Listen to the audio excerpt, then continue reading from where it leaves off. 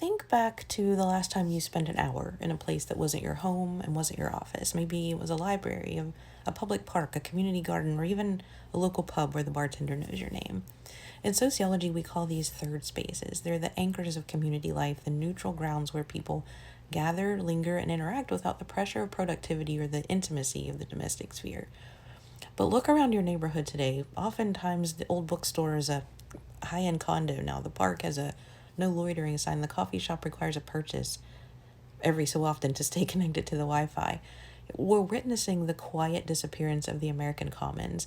And while it might feel like a simple shift in urban design, it's actually a profound crisis of equity and a reshaping of our social fabric. From an anthropological perspective, humans are wired for propinquity, the physical proximity that breeds kinship. Historically, third spaces functioned as the great equalizers, right? When you step into a public plaza, your job title and your bank account balance are supposed to matter less than your presence as a citizen.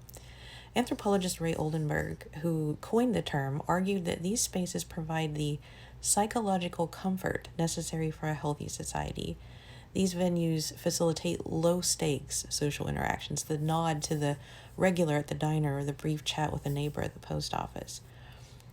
When we remove these non-commercial spaces, we strip away the loose ties that Mark Granovetter, get that right, famously argued are more important for social mobility and information flow than our close friendships.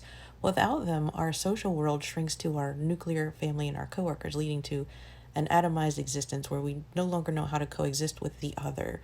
Anthropologically, we're moving away from the communal hearth toward a hyper-individualized survival model that our biology isn't actually equipped to handle. As our physical hangouts vanish, we've been told that the internet is the new town square, right? We have Discord servers, Reddit threads, and Facebook groups, but from an anthropological standpoint, these digital third spaces are a poor substitute, and in many ways, they make the equity crisis worse. In a physical space, you're forced to contend with the embodied presence of another human. You see their micro expressions, you hear their tone of voice, and you recognize their humanity before you hear their opinion. In the digital realm, we lose the biological synchronization that happens when humans share physical space, right?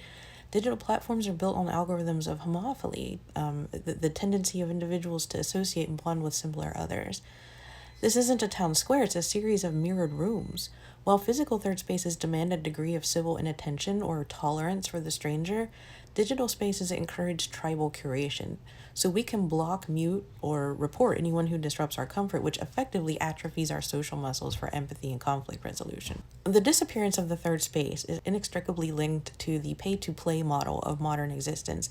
As public funding for libraries and parks dwindles, private-public partnerships have taken over, leading to what urbanists call the commodification of leisure. This is where the political meets the societal. When a space is privatized, the goal shifts from community building to profit maximization, and this creates an immediate equity gap. If the only places left to gather require a $7 latte or a membership fee, we're effectively redlining our social lives. Lower income families, the elderly, and the youth, who often have the most time but the least disposable income, are systematically pushed out of the public square. When we replace a public park with a luxury shopping mall, we aren't just changing the architecture, we're deciding who is worthy of occupying space in our city. We're creating a hostile architecture designed to repel the homeless or the unproductive, which ultimately makes the space less human for everyone. Politically, the loss of third spaces is a direct threat to democracy. These are the arenas where civil society happens, where people of different backgrounds and life experiences accidentally collide. In the absence of these physical crossroads, we retreat into digital echo chambers that prioritize engagement through outrage. The equity issue here is that those with the least political power lose their primary venue for organizing and visibility. A protest in a public square is a protected right. A protest in a shopping mall, a private mall, is trespassing. By eroding third spaces, we're eroding the very infrastructure of dissent and collective action. We lose the habits of the heart, as Alexis de Tocqueville called them, the social skills required to negotiate difference and reach consensus with people who aren't exactly like us. Without a physical place to practice being a citizen, we settle for being mere consumers. We must also address the health and psychological implications of this disappearance. The U.S. Surgeon General has declared a loneliness epidemic, and it's no coincidence that this rise in isolation tracks perfectly with the decline of community centers and hangout spots. From a social equity standpoint, this hits marginalized communities the hardest. For many, a third space is a sanctuary space, a place for those who may not feel safe or comfortable in their own homes or neighborhoods. So when these spaces vanish, the mental health burden falls on the individual rather than being supported by the collective. We're replacing the warmth of the hearth with the glow of the screen, and the social cost is a loss of empathy, as we've seen, and a heightened sense of tribalism.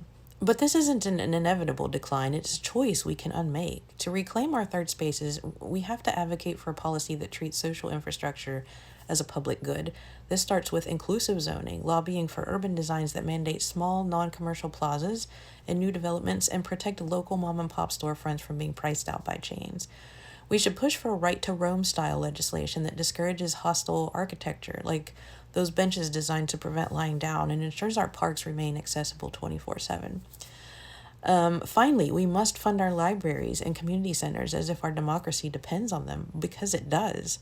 Support local initiatives that turn vacant lots into pocket parks or community gardens. These aren't just aesthetic upgrades, they're acts of political resistance against the privatization of our social lives.